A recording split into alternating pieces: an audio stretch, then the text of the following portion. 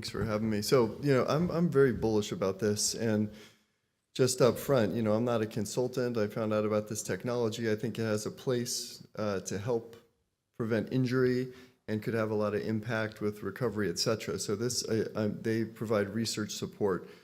So, the initial thought, I see a lot of baseball players. We do a lot of, studies on both, injury prevention as well as performance. But my thought on this was, how can this help with recovery?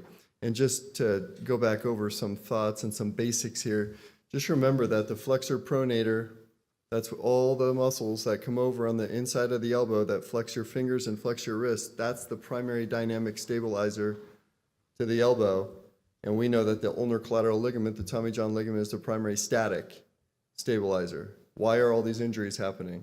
And I would propose that you are fatiguing your flexor-pronator with time, and the ligament seeing more and more strain and eventually catastrophically fails. We know that a couple of these, FDS, superficialis, and the FCU, the flexor carpi ulnaris, are the most common or the most active with throwing. We also know that arm soreness has to do with the amount of pitching volume you do.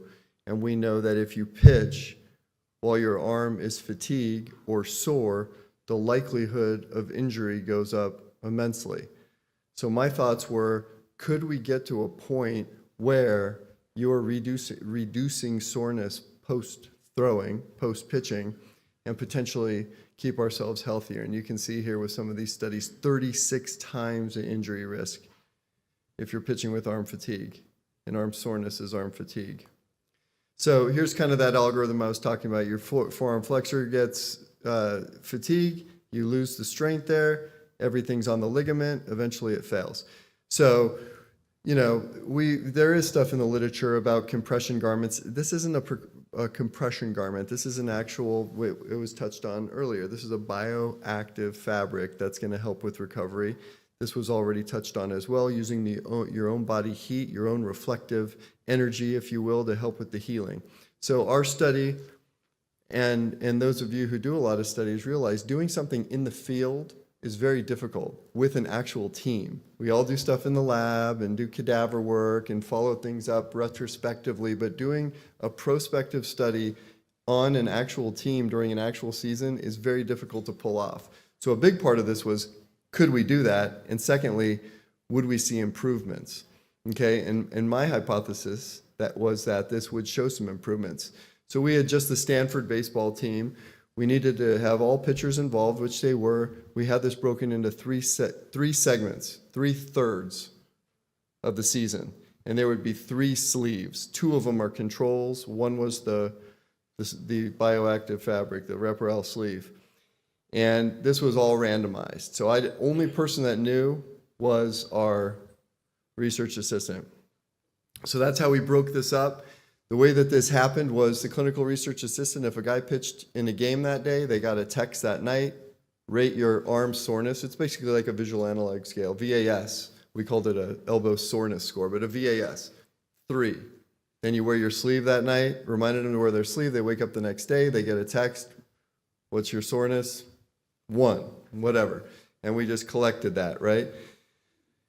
So it was very interesting because when you look at how this plays out, and I'll give you some maybe limitations on this when we're done, but 10 being the most severe pain or soreness, 0 being none.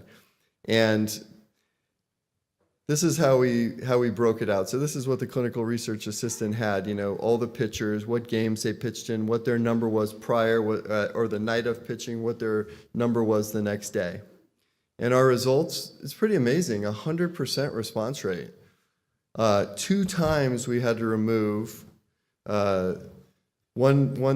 something happened with the sleeve when they were on our road trip, so we threw that one out. And then the guy hurt his arm during the game, so we felt we needed to remove that. So this is pretty amazing with regards to hits on data points. And it was also interesting that we saw a reduction, and this was statistically significant. Now, you can see the numbers when you look at the average and you look at the ranges. Is that clinically significant? And that's our next big question, right? Just because it's statistically significant, maybe not. But I would venture that if this power was higher, this would be real. So again, we had 13 throwers. It was a single season. We had it, our methodology was in a way that we removed a lot of the variables that you would think about. But our next steps here, we want to really take this the next step with a bigger volume of pitchers at more institutions. So the bottom line here was that there was a statistically significant improvement in the soreness that they saw at their medial elbow following pitching in a game. And we were able to prove that this concept of how this study would work can be done. And this is our plan moving into this season, have 4 Division I teams, 1 from each of the Power 4 schools, do the exact same study, change the VAS 0 to 100 to get more granular, and probably put it on a sliding scale. Thank you.